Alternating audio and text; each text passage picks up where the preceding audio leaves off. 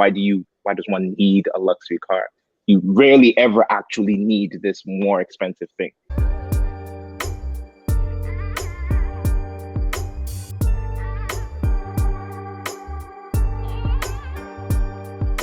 Hi everyone, welcome to my channel. My name is Reni. If you're new here, welcome, welcome. And if you're a returning subscriber, welcome back. I really appreciate each and every one of you for taking your time out of your busy day to watch this video.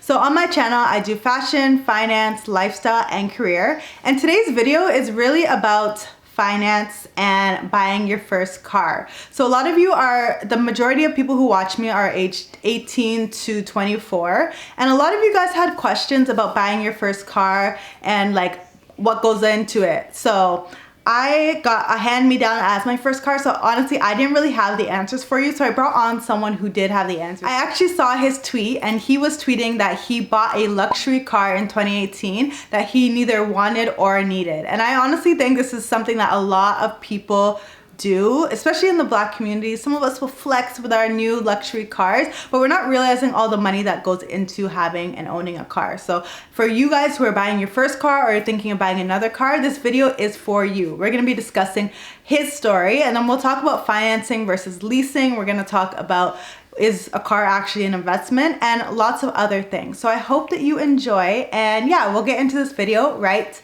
now. But I have Folarin on the channel, and we will be talking about buying your first car and just buying a car in general. We are not experts on this topic. I just want to say that. So make sure that you know that we are not experts. We are just giving our personal experiences. Yeah. Thank you, Folarin, for being on my channel. And if you want to introduce yourself, go ahead. Awesome. Thank you. Thank you, first of all, for just inviting me, Reni. Really appreciate it. It's a good opportunity to be on your platform. My name is Folarin, like you said. Who am I? What do I do? I'm a financial advisor. I used to be working as a financial advisor. I'm currently not. But financial advisor, creative producer based in Toronto. Folarin, I really wanted to learn more about your story buying this luxury car, and even your first car if you want to talk about that. My dad has a Benz, and he always says it's one of his worst purchases he's ever made in his life. And yeah, and everyone knows that, like, my dad has been on my channel. My dad is obviously financially literate, and he says that it's one of the worst purchases he's ever made, because people don't realize it's not just the cost of the car. There's like so many other, like every time that car breaks down, bruh.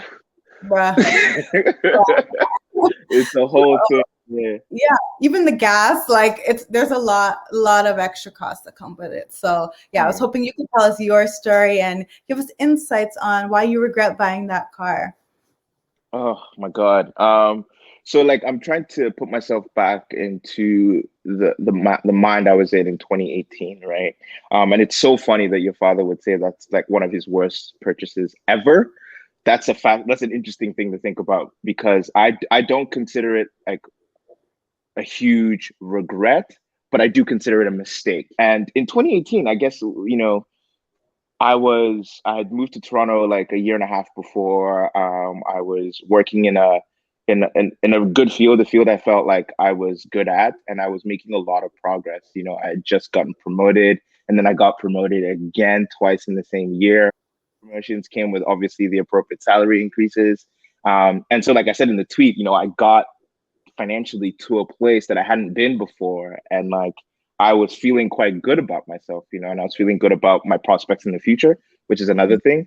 And then I had a situation with my existing car at the time, right? And I think it was really just a confluence of like, feeling good professionally, making a decent amount of money, the situation I was in, and then having like existing problems with my current car. And I was just like, I'm gonna go all out. I said in that tweet, like I never really wanted, and then definitely didn't need. So when you're buying a car, like you have to think about the need, right? Like I need this car because I need to get to work, or I need this car because I need to take kids to school every morning, or whatever it is, right? So there's a need for you to get to point A to point B, right? So that's the need of a car. And then a luxury car on top of that is like, why does one need a luxury car? You rarely ever actually need this more expensive thing. In hindsight, I can say I never really wanted it, right? In hindsight. But at the time, I definitely did. I'd gone to see a bunch of other cars. I was dating a girl at the time and I took her to a bunch of the car trips. And I can't to today tell you exactly why it was that I wanted it. But I can definitely say that there were a lot of things in my environment that were signaling that this was the thing that I should do. Um, Mm. I don't know that I should have listened to those signals, but there were Yeah. definitely a lot. And like I've mentioned earlier, like, I was doing well at work. And so I was getting promoted. And I think one of the things that I highlighted that was key for me was that people in my environment, right, this was the kind of thing that they had. My manager had a really nice car.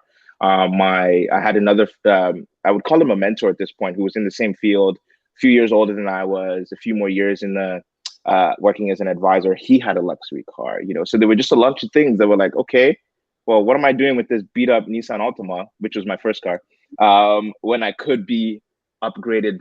I could upgrade. I can afford to upgrade. Why not make this decision? So that was kind of like the environment I was in.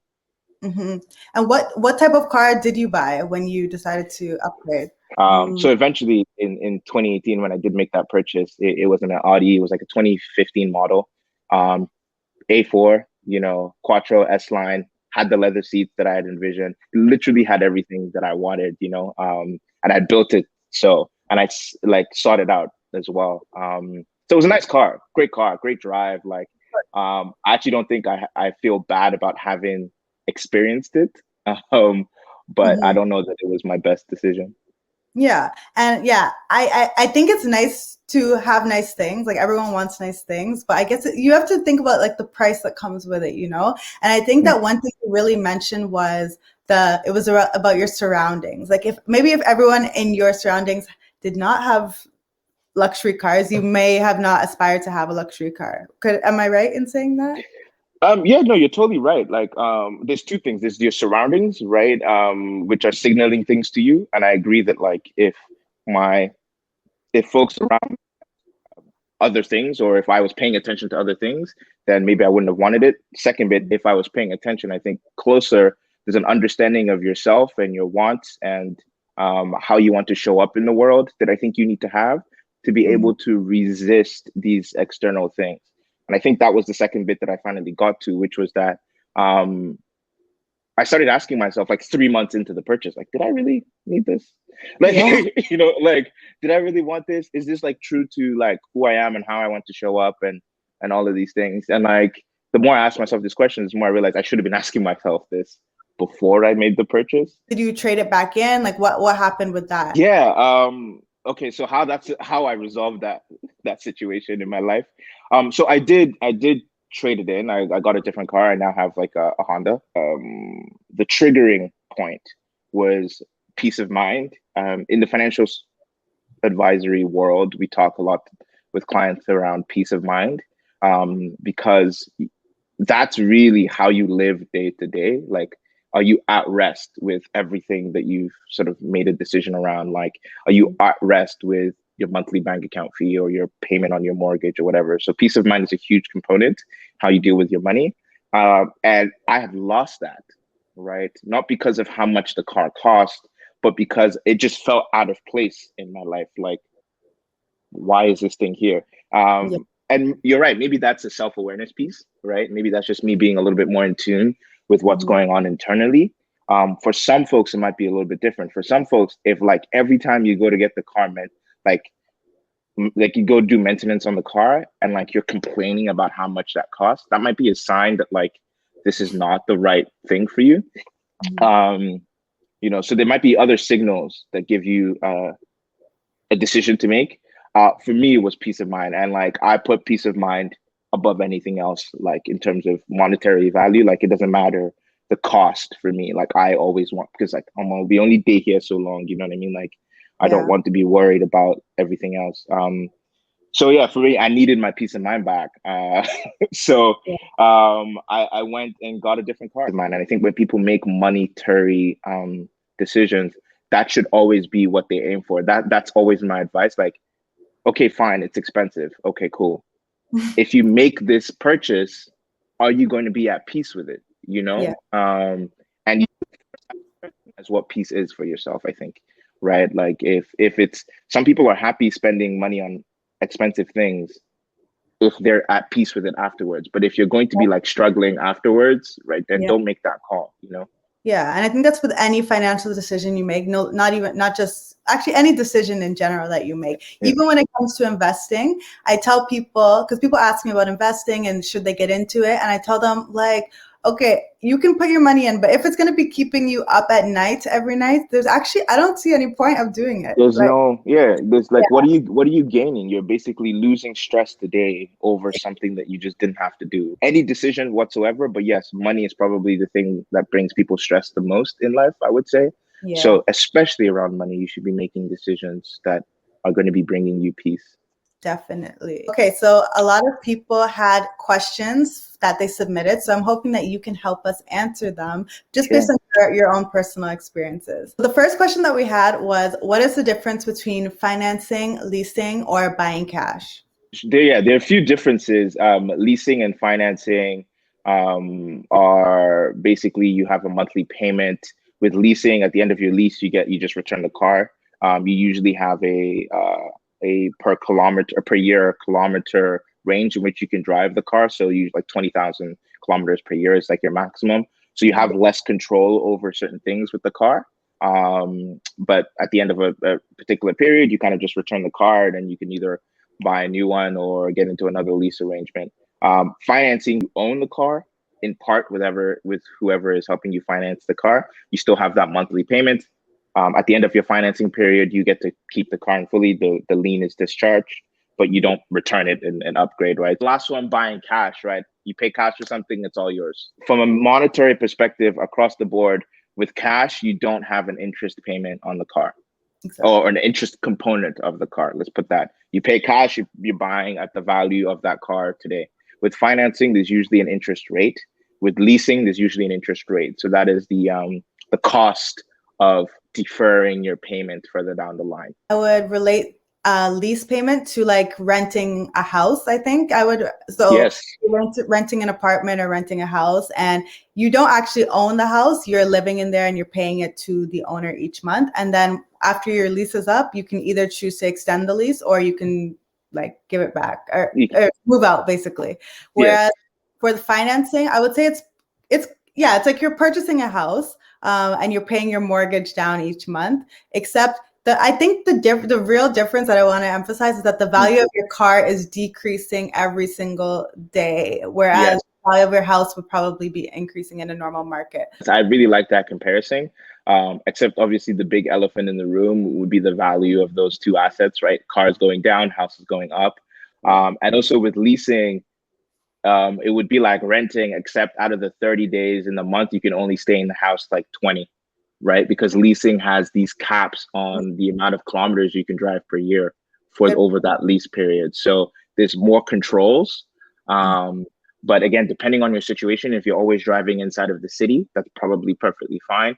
But if you live in Hamilton but work in Toronto and you've got to do that trip every day, Yeah. then having a cap on your amount of kilometers might be a problem for you, right? In your personal experience, would you recommend leasing or financing, or does it really? I guess it really depends on the person's situation. But it all comes down to the cost of borrowing. So if you're financing at 0%, right, there's no cost of borrowing. So a lot of dealers will use that as an incentive to get people in, especially with newer cars. Yeah. So anything that's like this year or last year, they usually have 0% financing, 1% financing, whatever. So the cost is a lot lower. Obviously, you're paying a larger amount because it's a newer car. So that's another thing to consider. I would say with leasing, with financing, with paying cash, the biggest thing to consider is your cash flow on a monthly basis. If you're making enough money on a monthly basis to absorb your expenses on your car, then paying all cash may not be to your advantage, right? If you want to use that cash somewhere else, Exactly. right? And then your cost of borrowing, if your interest rate with your leasing is 5%, you're gonna have to consider that, right? If your leasing or your financing is 1%, that's a big difference with 5% over, a $30,000 car over a 5-year period, right? Yeah. So getting really comfortable with the numbers, right, will help you make that decision, and understanding your own numbers as well, right? Just to connect it back to our original story, in 2018, like I've been promoted, I'm making a decent amount of money. I know that my prospects over the next 4, 5, 6 years, in terms of making steady cash flow, is going to be quite strong. Mhm. So getting into a financial agreement with a company saying, hey, help me buy this car and I'll pay you over a period of time made sense. The cost of borrowing was super low. I think I was like at 1%. So my Mhm. cost of borrowing was really, really low. And then I figured, you know what, even though the value of this car is going down, these are the other ways in which I can generate value from the car. And I was, you know, at the time I lived in a different city, so it was like I have to move back and forth. So there's other ways you can convince yourself that this makes sense for you. Yeah. But understanding the numbers really, really is going to be very important for you. Yeah. I like that you mentioned that because it's not a bad thing to have a car loan. Like it's not, I think some people are like scared of having debt at all, but I don't think it's a Mm, bad thing at all. There is bad debt. Like I would say your credit yes. card is not something you should be rolling over month. But Hmm. if it is a 0% or 1% loan, maybe that much. So there are lots of rich people who have car loans and Yes. they put that money into the stock market and make 10% a year or they make whatever. So you have to really look at the numbers and see if it makes sense for your situation. Another question that we had was, do you recommend buying a car new or is used better? I think this is again Subjective. subjective, but Yeah. my car is used, so I don't know about Mm. you. Um, what do I recommend? I would recommend that not getting I would recommend not getting a new car only because we know that within the first 2 years, the value of that car is going to drop significantly, right? So if it's your first car, you're just getting into the ownership like way of life. It's a necessity. You need to get to work. All of those things. I would suggest getting something that's like fairly used. Now there are benefits and drawbacks, right? Like, you know, for example, with my car right now, it's fully warranty. Anything happens to the tire, the company takes care of it. Like that kind of stuff you really get with a new purchase, Yeah, right? With a used car, you have to be ready to absorb any of those costs as they come up. That's another thing that folks don't consider. So if yeah, you're getting a car that's really used, that is like 5, 7, 10 years, um, yeah, anything can happen, right?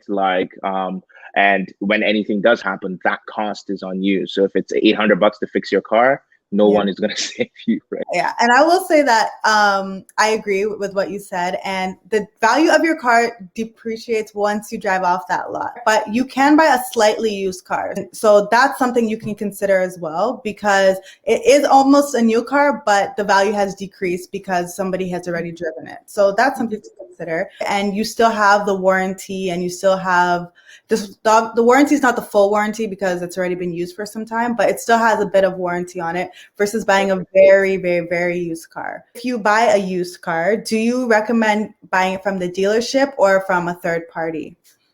And Third party.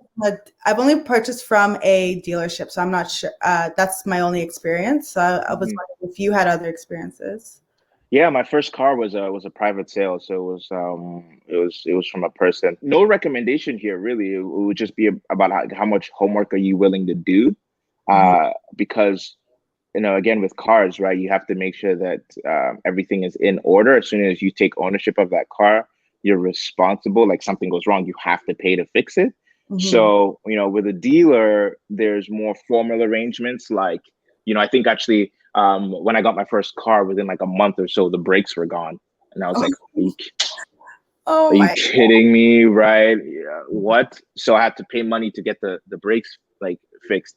But I think if you got that from a dealer and the brakes go in the first month, you have a certain like right, even though it's not formalized in a warranty phase, but you can go back and be like, I just got this car 4 weeks ago and the brakes are gone. There's no way, you know. And I'm sure like you can come to an arrangement, either 50% off or something, if it's Mhm. under warranty, for sure that they can take care of that, you know. But a private sale, you're not going to go back to some guy who sold you the and be like you know, that's you have less you have less drawback, more responsibility, right? If you make that private purchase. So bring your own mechanic, have your mechanic look at the car, make sure that everything is in order, make sure the brakes are good, right? Like go through your due diligence if you're doing it from a private sale. Even from a dealership perspective, you want to make sure that you've got like everything looked at before you make that call, right? Another question, how long is too long for a financing period? So I've seen financing periods that can be like 6 years, 7 years, 8 years. Do you have what's your opinion on that? Is there a certain length of time that you would suggest? Um, I think it depends on what makes sense for you. Obviously, I always want to start with that, but also like with the car itself, right? After 6 years, do you expect to sell this car? If you expect to just own it forever, then no financing period is too long, right? Because you're just going to own it and you're Mm-hmm. just going to pay it down till you're okay. Mm-hmm. But if you expect to move this car on as an asset, then you have to ask yourself, at what point does this car no longer begin to make sense, right? Like if you're getting a 2015 car in 2020 on an 8 year lease, right? Yeah. Or not lease rather, but 8 year financing period, right? That means at the time which you want to sell it, this car is going to be 13 years old Yeah. in total. What value are you going to get for that? And if the value doesn't meet what your value is at the end of that period, then it doesn't make sense. Shorter periods mean that you put more on yourself financially, like your payment's going to be higher, but you know that you're through with that payment over that period of time, you know? So I like anything in the 4 to 6 range. And another question that we had was, what cost do I need to consider when buying a car? Obviously gas, right? Because it's got to run. So you got to consider what your movements are. What are your typical movements like? And how much is it going to cost to pay for gas for that month? It's the maintenance fee, right? Like your fees, rather. You're going to have to, have your oil change. If the car needs anything else, filters changed out. Like the things just show up in a car, honestly, that you never knew. Not Bruh. gonna know the words for. Someone's gonna tell you that this thing needs fixing. Your Yeah. alignment, like if you don't if you don't know anything about cars, like it will be so surprising. For example, within the first 6 months of me having my car, somebody broke my window, my side mirror, excuse me.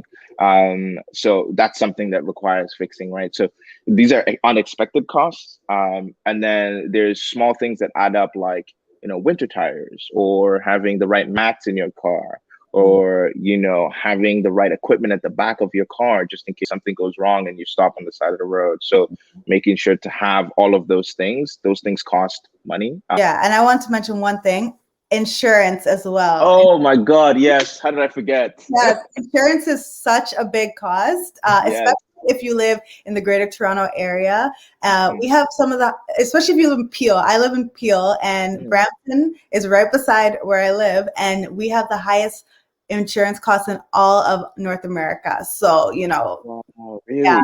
yeah, because that is something you need to consider, especially if you're not going to be on your parents' insurance. Like, Mm, you definitely need to factor in that cost. So think of mm. your monthly payment plus your insurance plus your maintenance costs plus, like, as you said, winter tires. I know that even one year I had nails in my tire. It was like I was driving through construction sites all the time, and it was Oh no.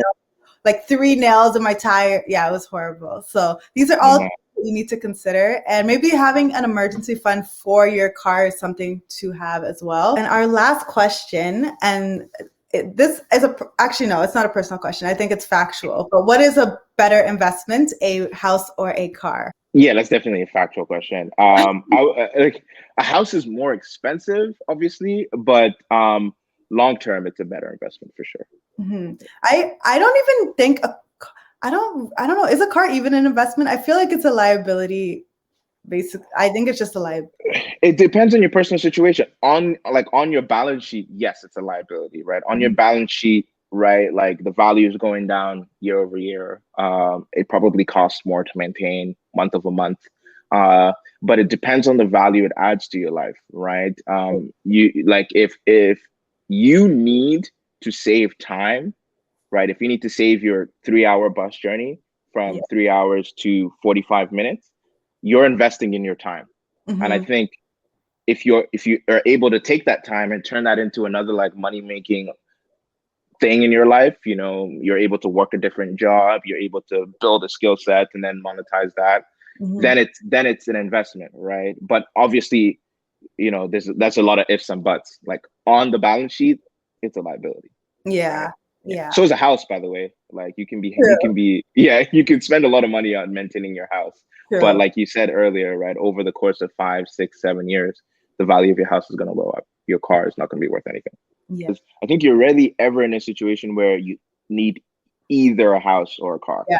You Yeah. know, it's like if you need a house, you're likely don't have the resources to buy a car, right? You're probably thinking about renting. You're probably thinking about other ways to get shelter. So I know Yeah. folks like to put the car or house kind of thing next to each other, but Yeah. they're rarely ever in a scenario where like you have to pick between the two, you know? I do know one situation where, like, if you're a couple and one person already has a car, so Okay. maybe it would be nicer if you both could have your own individual cars, but Let's see. where a house makes more money for them. So maybe that's one situation. But yeah, That's a great one. I like that. but if you're an individual person, of course, like 99% of us would need both of them. If we could afford both of them, we would need both of Hmm. them. Yeah. Thank you for being on my channel. I really appreciate your time and you coming on and sharing your knowledge. I learned a lot from you. And if anyone wanted to ask you any other questions, maybe about your experience buying a car, or hopefully they're not asking you financial advice because you get paid for that. So we don't ask you that for Yeah. free. But where could they find you? Yeah, no free financial advice for sure. But you can find me at Shipwreck Flow everywhere, literally on Instagram, Twitter. I don't know that I have a Facebook under Shipwreck Flow, but that's my handle. Okay, perfect. And yeah, thank you once again for being on my channel. I appreciate it. You're very welcome, man. This has been fun. Thank you for having me on. Yay. Okay, have Awesome. a great day, everyone. Bye.